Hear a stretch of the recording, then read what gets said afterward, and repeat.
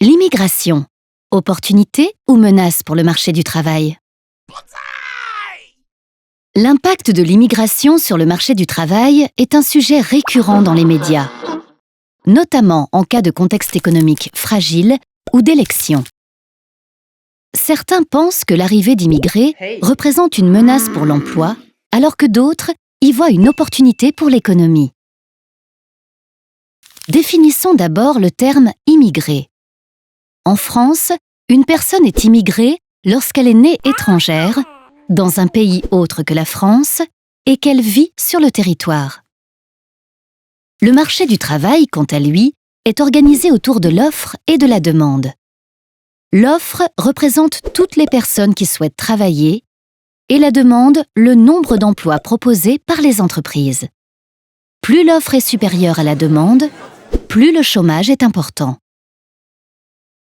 Ainsi, selon la théorie du marché du travail, les immigrés augmenteraient l'offre et donc le chômage à court terme. Cependant, d'autres facteurs peuvent jouer un rôle important. La flexibilité du marché du travail.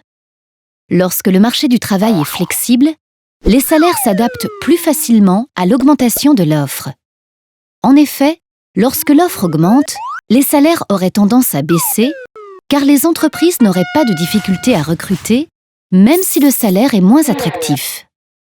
Cette baisse de salaire permettrait aux entreprises d'embaucher plus, ce qui contribuerait à diminuer le chômage. Le transfert de compétences. Le chômage ne touche pas de manière équitable les populations immigrées et autochtones. En Europe, le taux de chômage des populations immigrées est en moyenne 70% plus élevé que celui des populations autochtones.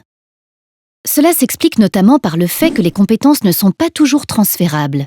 Diplômes non reconnus dans le pays d'accueil et langue pas suffisamment maîtrisée, par exemple.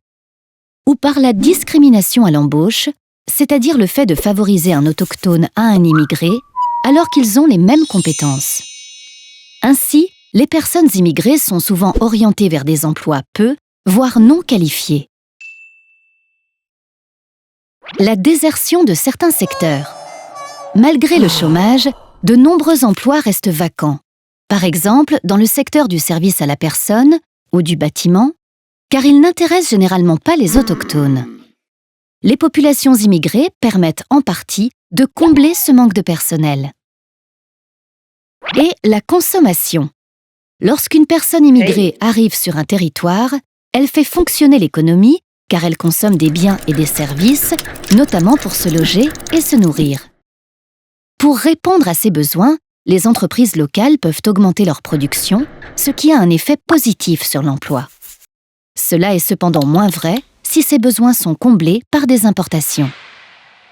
Si la théorie permet d'expliquer de manière générale les mécanismes de l'immigration sur le marché du travail, une analyse approfondie est nécessaire pour comprendre les impacts réels sur l'économie.